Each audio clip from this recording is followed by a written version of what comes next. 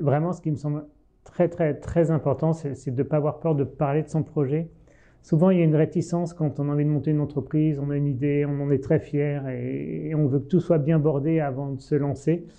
Et en fait, je crois que c'est une grosse erreur. Plus on en parle, plus elle se construit, plus elle se structure, plus elle évolue. Et c'est comme ça qu'on arrive à la consolider, à embarquer aussi des personnes qui veulent nous rejoindre. Et finalement, on a assez peu de risques de se la faire piquer et développer par quelqu'un d'autre. Et si ça doit arriver, c'est peut-être que ça devait arriver.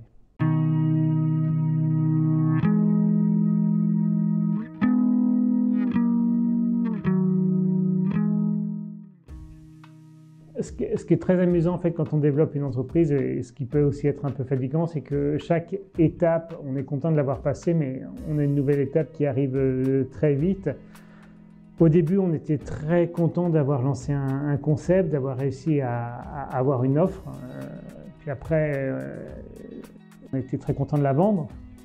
Et une fois qu'on l'a vendue, il a fallu gérer la prod, le suivi des clients, etc. On a eu beaucoup de chance, nous, chez Carnews. On a eu de très bons accompagnements. On a commencé avec HEC Booster, qui était pour des développements d'entreprises, de start-up qui n'étaient pas lancés par des gens qui avaient fait HEC. On a eu après le réseau Entreprendre, Yveline, vraiment fantastique en termes d'accompagnement dans les premières années, parce que là encore, on n'est pas seul, on se sent bien entouré. On a fait récemment un programme qui s'appelle Entropia ESSEC, voilà. Et c'est par tous ces programmes d'ailleurs qu'on a fini par découvrir PIE, et comme quoi l'accompagnement appelle l'accompagnement, et c'est très important.